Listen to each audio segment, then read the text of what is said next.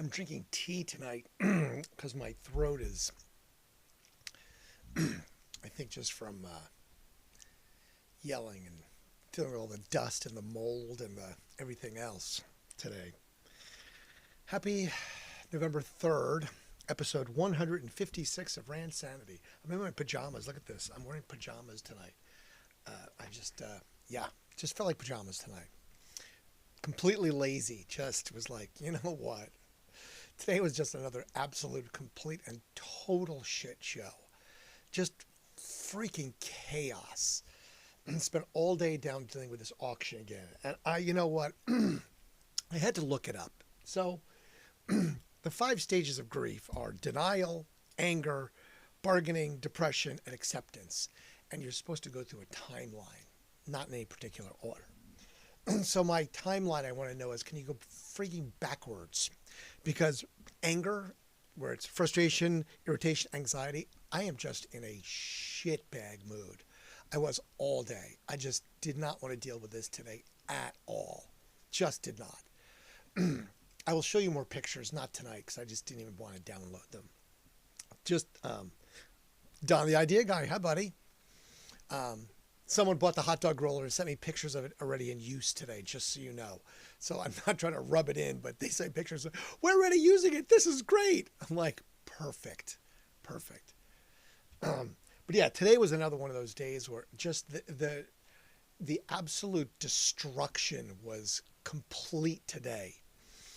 Besides the walk-in cooler getting ripped out, today they actually tore out the entire, there's nothing in the kitchen now. I mean, nothing.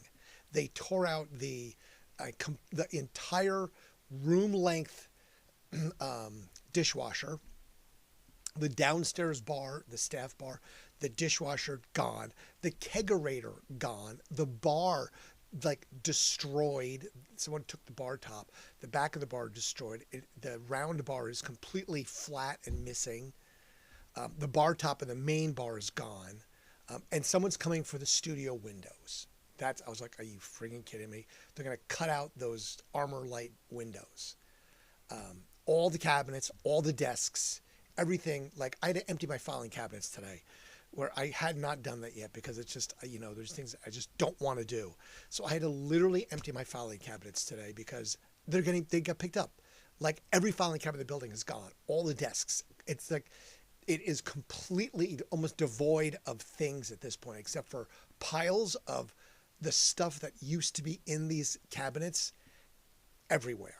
And I mean everywhere. I'm going to have to wind up spending, most likely I'm going to have to actually spend some serious time now going through like file by file before I store them or just throw them into a pile that's going to get shredded or just destroyed. So I just was just not in the mood to do this today. And I have to do it again tomorrow until it's done. And remember, the best part of it all, because I talked to the bank today, fuck you, pay me. I don't get any of this. None of it. All of it goes to the bank. They're like, yes, so we're going to get paid tomorrow because I'm like, super awesome. Because they've now taken me out of the loop of the auction house completely. So I'm like, great, whatever the gross is, you guys work it out. You let me know how that works out for you, since it's not working out for me. So it's just crazy. Yeah, it is. And then the people that are coming down, like half a dozen people that were in today, were like, oh my God, I miss it so much. Yeah, any chance of coming back? And I'm standing in like the middle of the room, and the building is, I mean, honestly, almost, it's destroyed. And I just was like, probably not. Kind of like, really, bro? Really? You're asking me this while you're standing literally in the ruins of the building that's around your ankles as you're stepping over the pieces of the bar that's been destroyed? I was like, really? I was like, okay. I was like, no, it's probably not coming back. I said that's a fairly unlikely scenario unless somebody hits the lottery and gives me millions of bucks, or I do it myself. There's no way. I couldn't make it work when it was active. To start it all over again, I mean, the startup alone would be $1 million. I've got the music, but that's about it. So yeah, I'm just mentally worn out. Really, it's just I don't normally. I mean, I normally I can go 18-hour days working, and it's not like I'm physically beat. I'm just mentally. It's just you know, like okay, what number now? And it's like, oh, they're coming for this. I'm like, great.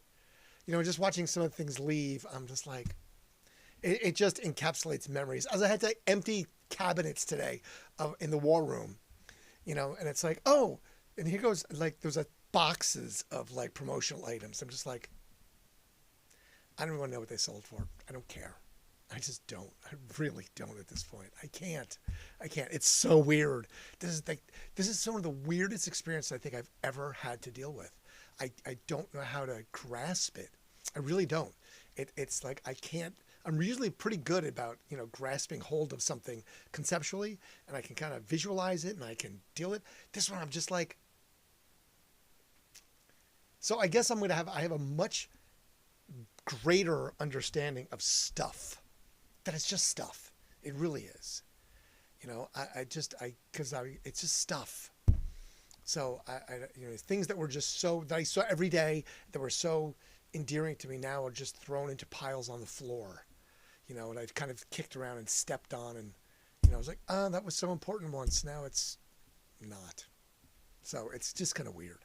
That's the thing. It's very weird. There's something in there about time, I'm sure. Time is the all non-forgiving. It is the apex predator. Nothing survives time. Not the sun, not the moon, not us, not our possessions.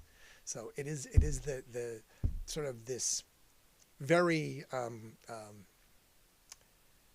and again, I don't want to say it's cathartic because it's not. This is not catharsis. Don't even get me wrong.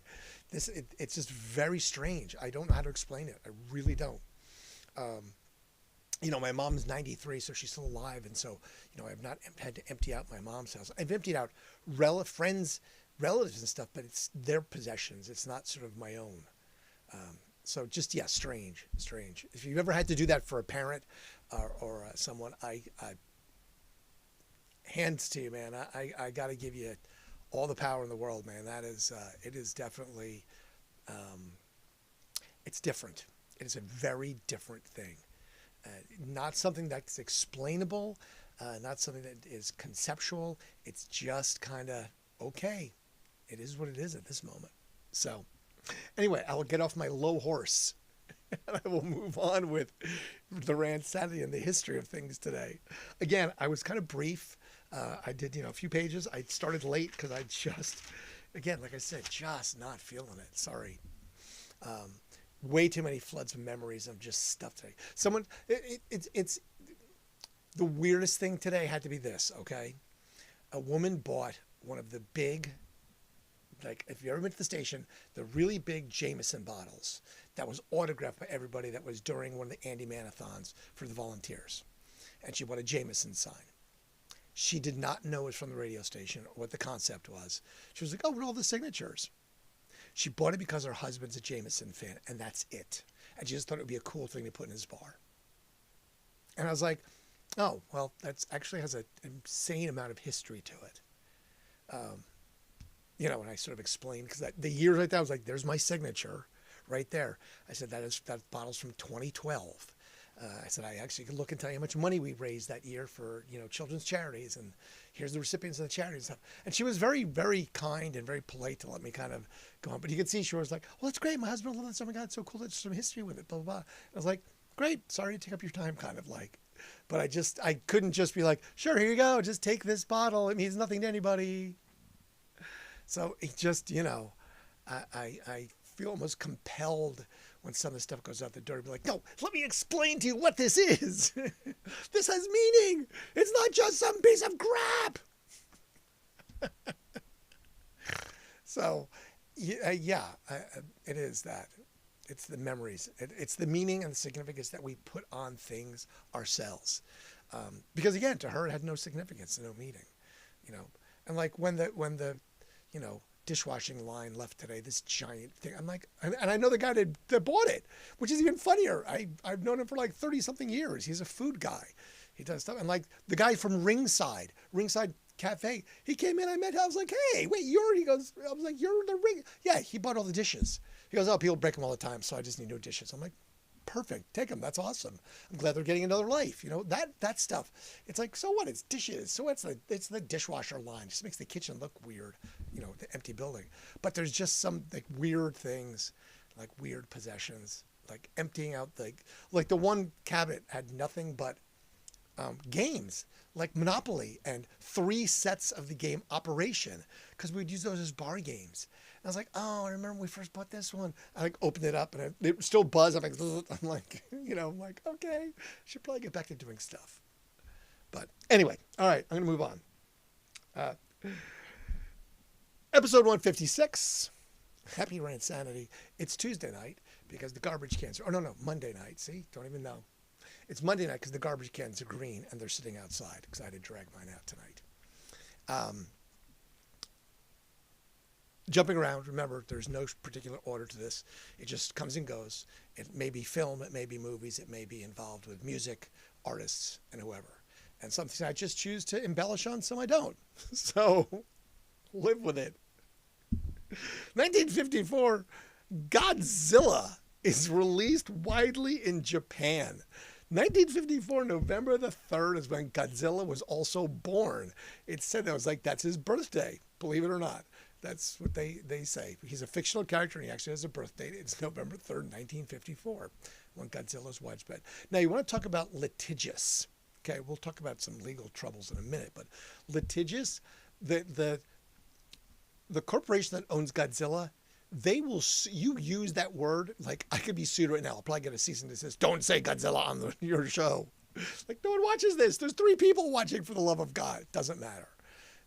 It's like the Hana Company or something. They are like the most litigious ever. If you ever use Godzilla for anything, like its likeness or its name, good luck. If you don't get their permission, they will be on you like you cannot believe it. It's really funny. We had to deal with that once. We've gotten a few cease and desists over the years. We got one from REM. We got one from the Chicago Bulls. We got one from U2. We got one from Godzilla. And they were like that. I was like, wow, okay. That was a fun one. On this same day, The Wizard of Oz, the 1934 film, debuts on CBS television. It's the first time ever that it was on television, on November the 3rd of 1956, many, many years after it first came out. The show is actually hosted by Judy Garland and a 10-year-old Liza Minnelli. Now, here's a secret, okay? My very first concert, I've said this before, is Liza Minnelli. Yes, that was the very first big concert I ever went to go see was Liza Minnelli. I went with my cousin Stephen and his friend Jack. We were in Worcester, Massachusetts. We went to Worcester Spectrum. It was Thanksgiving weekend. He was back from San Francisco. Jack still lived, I think, he lived in Rhode Island and came into Worcester for the show. I was there with my parents. I was, 13, 14, 12, something like that. Like just a little wee shaver. And it was just like, take your cousin, get him out of the house, go do something. And my cousin was just like, ugh. Because he's like 10 years older than me. So he was, a 20-something guy. And he was just like, fine. So we went and saw Liza Minnelli. They got so stoned and so fucked up, I had to drive home. I'm like 13. I am not kidding you. And I had to drive this giant boat that was Jack's car because my cousin didn't drive because he lived in San Francisco and he didn't have a license and he didn't drive. So I had to drive this giant boat of a car while they're stoned in Worcester, Massachusetts. And I'm just like, cool. This is awesome. So illegally driving and seeing Liza Minnelli is my first concert ever. Like big show. I'd seen shows, but nothing of that nature was, like the Worcester Spectrum or Forum or wherever it was. So, it was a 20,000 person venue and it was fabulous. Liza Minnelli. 1994, the first Sony PlayStation console is released in Japan, just like Godzilla. 1954, 1994. I'm wondering if it's a coincidence or if they knew it would be a giant monster hit. See, I'm just connecting things at this point. My brain's really sharp today, though, for some reason. I don't know why. Maybe it's because I ate food today or didn't do drugs today. I don't know. I just feel really kind of on it. This one, again, Okay, John Lennon's white suit from Abbey Road sold for what? $130,000, the white suit. How about this one? Olivia Newton-John's black leather outfit that she wore in Greece sold at auction in Beverly Hills, California for $405,000 in 2019. $405,000 for her leather suit, Olivia Newton-John. Bro, I tried to find out who bought it for about a second. And I'm like, I don't care. Like, yeah. I mean, okay. Do you hang it in your closet? Do you put it in a glass case and be like, it's Olivia Newton-John suit? I mean, I guess if you're like the Hard Rock Cafe, sure, but still, like $500,000 practically for an outfit. I mean, okay. It seems like a lot. It seems excessive. That's just me. Just saying.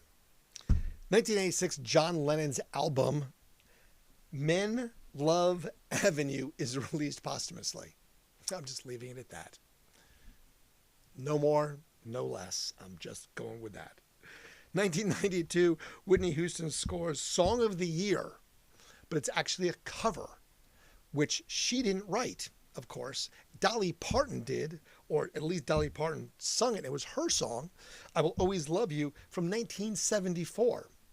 So come on, seriously? The Song of the Year was a Dolly Parton cover from 1974 in 1992. What up with that? I don't get that. You can't make up your own songs, Whitney? See how that works. 1992, guess what band debuted on this day? Rage Against the Machine. Their debut album, Rage Against the Machine, featuring Killing in the Name, debuted today, November the 3rd, 1992. I think I remember that. That was early on. The station was just a couple years old. I think we were still at South Front or South High Street at that point, in the little ex-abortion clinic box. Yeah, that was I remember when Rage came out. People were just like, "What is this? Like, this is wow. This is some serious rock and roll." Speaking of rock and roll, in 2023, they were inducted, Rage Against the Machine. So, 1992, they debuted. 2023, they're inducted into the Rock and Roll Hall of Fame. Not too bad, right? 20 years. Also, it was Kate Bush, Sheryl Crow, George Michael, Willie Nelson, and others. And speaking of George Michael, here's a fun one. So, George Michael was jailed for driving while stoned, apparently, and he wrecked his Range Rover. And when he did that, it was in 2015. He wound up spending 8 weeks in prison in England for that. I mean, how stoned was he? Seriously, though. Come on, George, really? You wrecked your Range Rover that bad that you had to spend 8 weeks in jail? I mean, you didn't even kill anybody and you spent 8 weeks in jail. So, dude must have been smoked. But anyway, the funny part is, 8 weeks in jail, his jailer was jailed for a year, 12 months, after admitting to selling stories to the Sun newspaper about George Michael while he was in prison. The guy made $3,000 and he got a year in prison for it. It wasn't like he made $300. He made $3,000 and got jailed for a year for just talking smack about George Michael's prison time. Wow. Note to self. Snitches get stitches. I mean, that's a lot of jail time. A year? I don't know. I mean, people get less time for, manslaughter in this place. England's tough, bro. 1957, going backwards in time, Sun Records releases the single by Jerry Lee Lewis, Great Balls of Fire. It sold over 5 million copies worldwide, and it was number 1 in the UK and number 2 in the US. I would think it would be reversed, but I guess not. They like good old Jerry Lee and his Great Balls of Fire. 1958, Elvis, serving in the U.S. Army at this time, goes on maneuvers in the U.S. Army. First time ever with a 32nd Tank Regiment. His maneuvers are in Germany near the Czech border. 2 years later, because he only served 2 years, 58 to 60, 2 years later, 1960, Elvis is out of the Army, and he is back on top with his fifth single at number one with It's Now or Never. It topped the charts for 8 weeks, and it gave Elvis his number one first post-U.S. Army. I don't know how many, not a lot of stars do that, huh? Going into the Army? Pat Tillman did. He just didn't come back, and he was an athlete. So Elvis, interesting. 1962, the Crystals started a 2-week run at number one with He's a Rebel. It's the only, it only made it to 19 on the UK chart, though. US number one, 19 in the UK. He's a Rebel. I did listen to that tonight. It's okay. It's not horrible. 1964, the Rolling Stones played Public Hall in Cleveland, Ohio. There you go. Cleveland rocks. It's early in the Stones' career, but it was considered a defining moment in it. The crowd was extremely exuberant in Cleveland to the point where a 17-year-old fan fell off the balcony at the concert. The then mayor declared immediately that Cleveland bans all future pop and rock shows, saying such groups do not add to the community's culture or entertainment. See how long that lasted. Apparently those words did not get etched in Rolling Stone very long. I think it prevented the Beatles from going there for like a second. But yeah, he still was the mayor until 67. So he was there for 3 more years. But yeah, even while he was still in the office, they did not ban rock and roll for 3 years in Cleveland. Just saying. It's nice to say words, but sometimes, they're hollow. Those seemed hollow. Now you have me picturing some dude like Buffalo Bill from Silence of the Lambs wearing Olivia Newton-John's leather costume and dancing around his dungeon. It's got to be. Seriously. Who the hell spends $400,000 on a leather outfit? It is. It must be Buffalo Bill, tucking and... I don't know, man, That's just wild. Because, again, who spends that kind of money? It's practically $500,000 for a freaking outfit. It's crazy. 1973, Hall & Oates releases Abandoned Luncheonette album. It is their most well-known track is She's Gone. It failed to launch. It did not become a hit when released. But after a few covers and a re-release, it made it to number one in 76, 3 years later. Interesting how that works. 1973, David Bowie scored his second UK number one album with Pinups, and it started a 5-week run at the top. 1979, pop music went to number one for the one-hit wonder Robin Scott. He did score one other top 40 hit, but that was about it. And I did remember it, so I had to listen to it. It's that weird song. It's like pop, pop, pop music, pop, pop music. I was like, yeah, this is quirky and kitschy, but is it number one-y? Yeah, I guess it is if it's one-hit wondery. It doesn't look like it stayed on the number one slot very long. I think it was like, it's number one, and it's not. One of those, one-hit wonder. 1984, Billy Ocean scores a 2-week number one with Caribbean Queen. It was originally named European Queen. I think Caribbean Queen is better. All right, I'm going to go to this. Oh, that's still up? Sorry, I didn't even know it was still up there. I just got rid of that. There was no need to be there. All right, I'm going to go to that while I touch the camera because I did notice it tonight, Todd, so it's not going to be a black screen tonight. I fixed it. See? No black screen. And look, guess what didn't go off? The heater. Because I had enough time to think about both of those things. So see, my mind's sharp tonight. The heater didn't go off. I don't let the screen go to black. Maybe it's the tea. Is it tea or is it the bottle of rye whiskey I found that the thieves didn't get when I was cleaning up the building today? It was in a drawer in my filing cabinet. I was like, really? I had booze in my filing cabinet? I had no idea. I had no idea when it got there either. That was what the weirdest part was. I was like, what?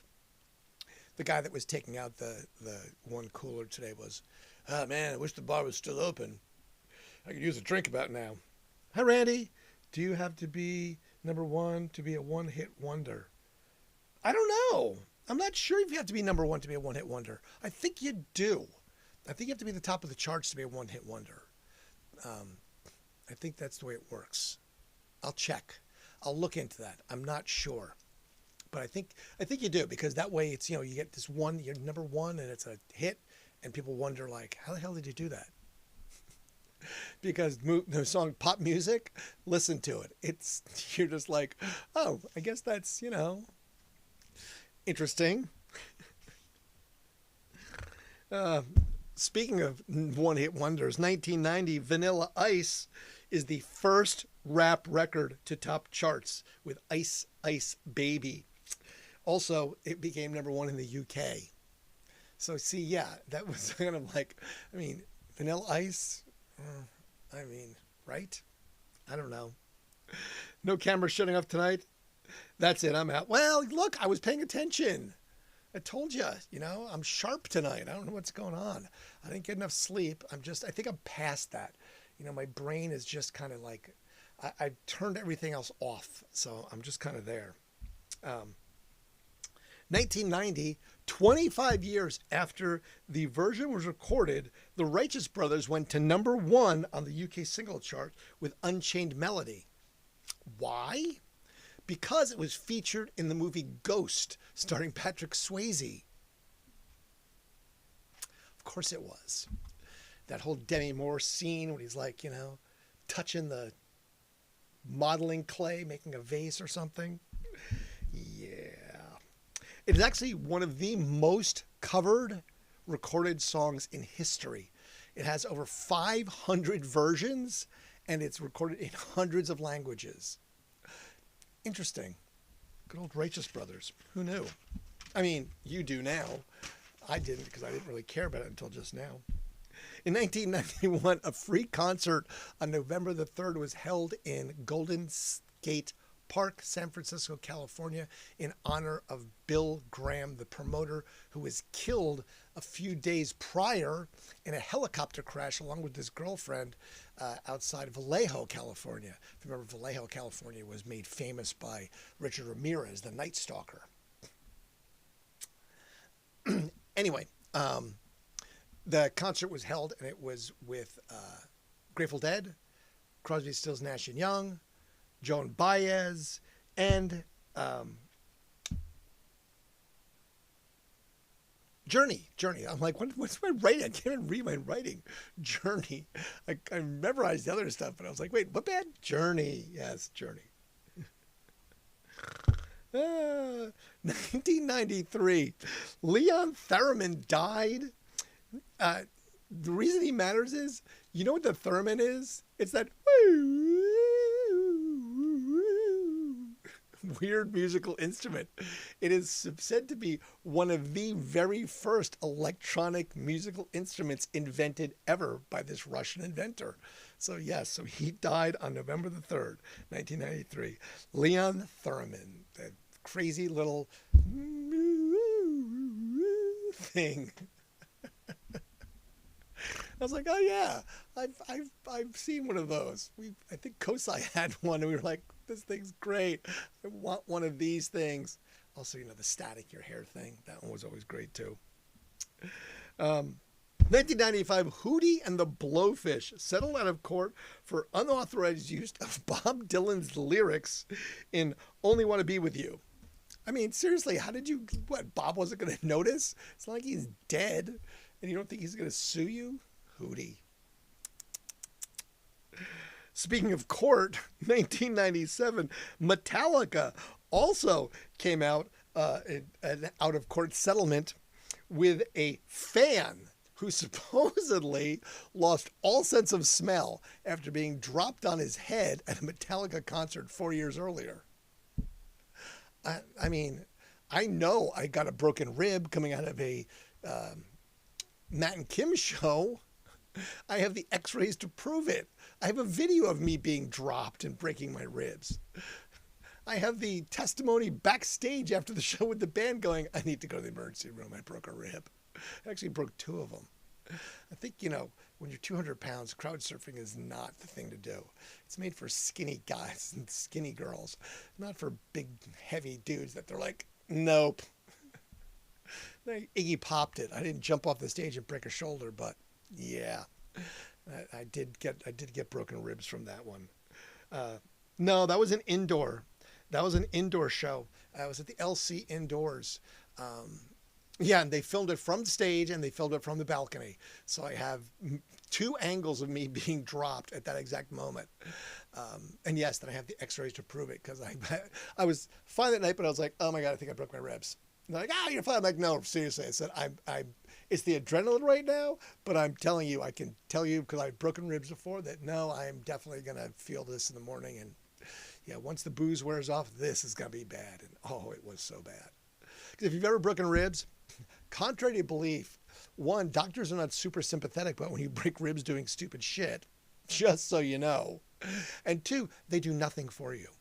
You don't get painkillers. Take an aspirin. You don't get wrapped or anything like that because you can't. Because if you don't take deep breaths, you can get pneumonia and wind up dying. So you still have to deal with the pain for the first few weeks. So laughing, no, bad. And coughing, anything where you have to be like, you're like, yeah, bad. The first time I broke my ribs, which is an epic story, this is where the unsympathetic doctor part came in. We were at Mardi Gras, and I went to a crawfish boil. And basically, this was like the real deal crawfish boil at some old school New Orleans folks. I met a woman there, Kim, and we slept on her massage tables. She just basically said, sleep on my guests' massage tables. Like we were like, I have clients here. You have to get up. And we were like, okay. Like falling down off the massage tables. Mardi Gras. I went 20 years straight, so trust me, the stories are insane. But anyway, we went to a crawfish boil, and real deal. That you pull out tables, anything flat, and they just kind of roll newspaper out. They had a cherry picker with a pot that was 4 feet tall, filled with corn and potatoes and crawfish and all this stuff. And they just kind of roll down and kind of dump it on the table as you go. You kind of wander up. You kind of make a little pile in front of you. You shuck the mud bugs, shuck them out and eat the other stuff, corn on the cob, blah, blah, blah, blah. And we were drinking Albedo Purple Haze. And I had my fair share of Albedo Purple Haze, to say the very least, because it was delicious and it's so good with spicy food. And then I was drinking champagne because why not? We were in Mardi Gras, and it was like one more day before we leave.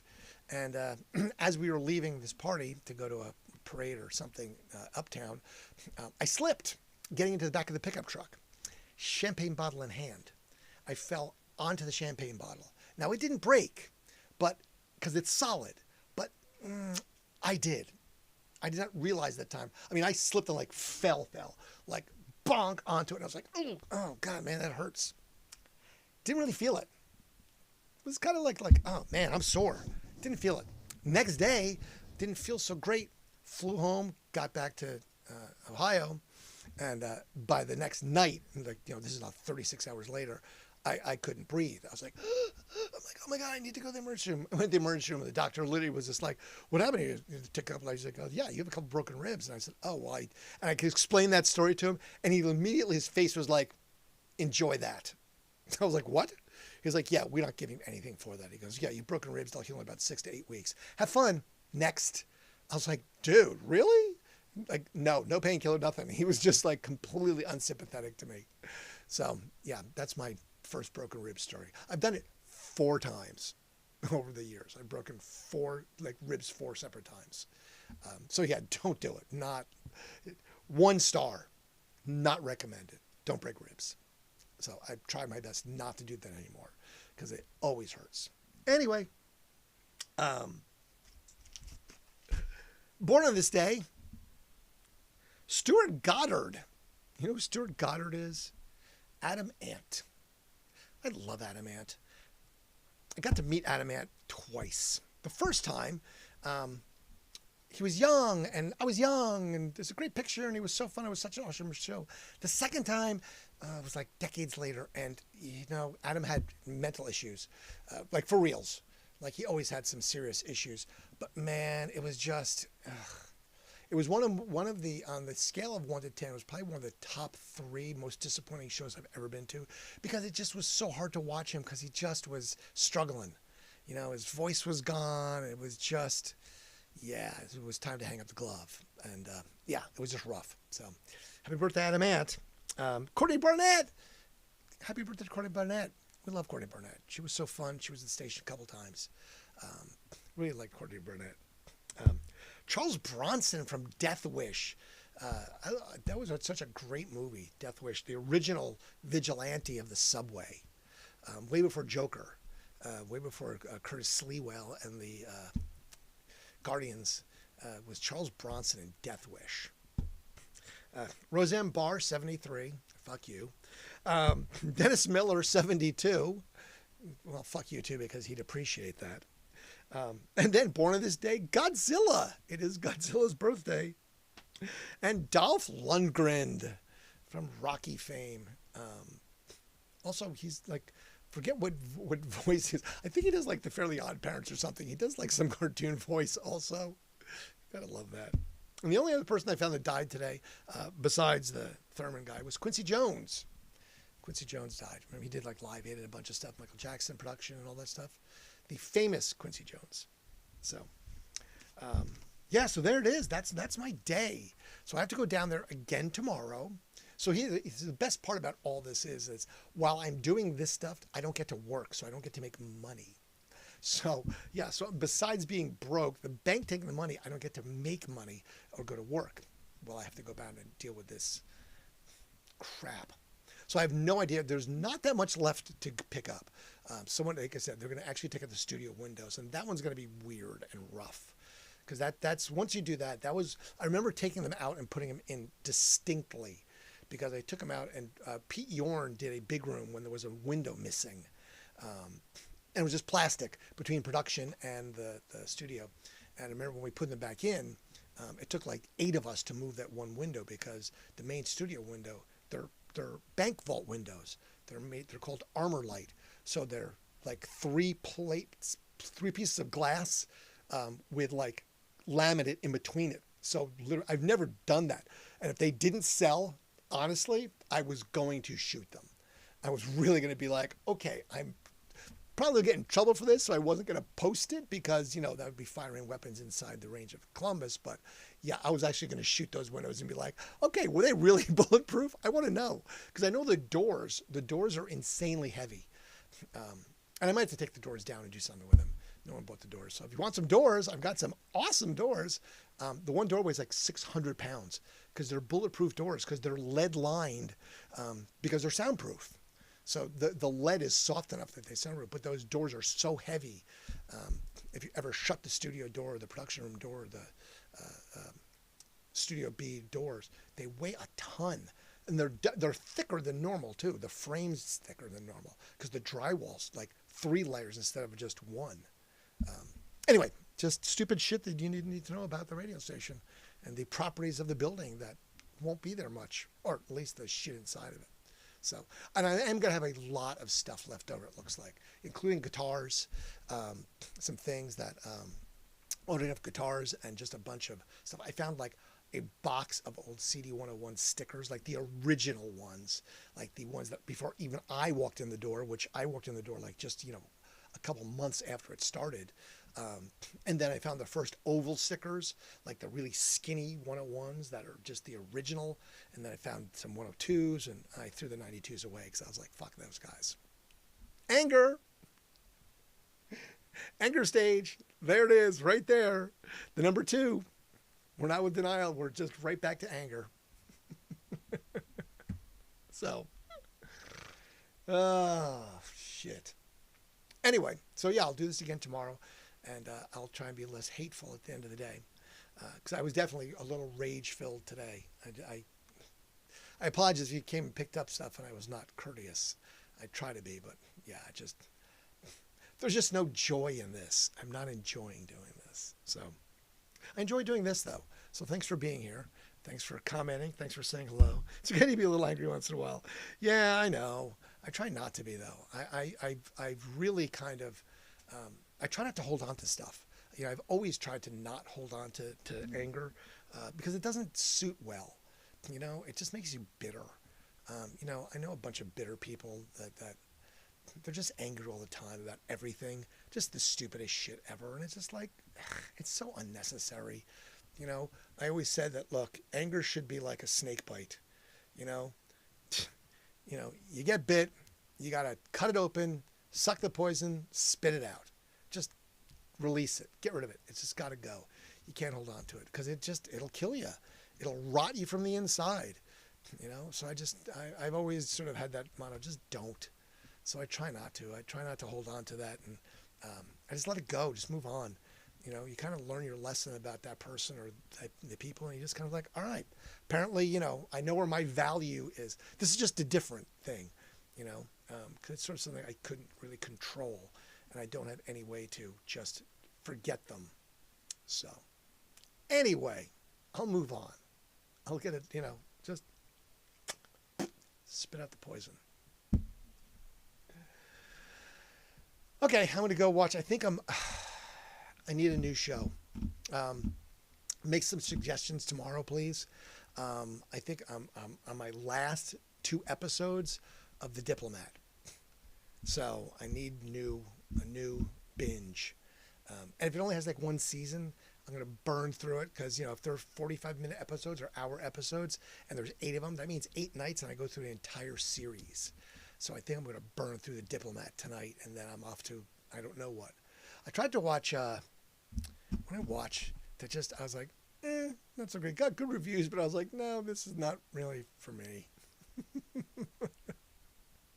It wasn't weird enough or whatever. I don't know. Anyway, I appreciate you more than you could possibly imagine. This has been so necessary. Episode 156. I'm going to count down the days and figure out exactly what day 200 is, but it sounds like it's going to be close to Christmas, which will be kind of strange. So I don't know if I'll, that'll be kind of just strange. Anyway, and I have no idea what's going on with the building. There's no updates on any of that, except for the fact that I'm gutting it, literally. Like, we cut off the lights on the outside of the building today. Anyway, I'll take pictures. Once it's done, it's like, okay, we're done with the auction. I'll be like, okay, I'll take all the pictures and be like, here's what the building looks like now. Fuck. Oh, the piano left today. That was so weird. The piano's gone. The stand-up piano, the one that, you know, how many bands played on that thing? Bye. Love you, mean it. Thank you. Fade to black. Did you ever watch Stumptown? Nope, not yet. Might have to watch Stumptown. Thanks, Todd. Appreciate you. Ending the stream. Heading on out. Going back to Cali. Going back to the couch.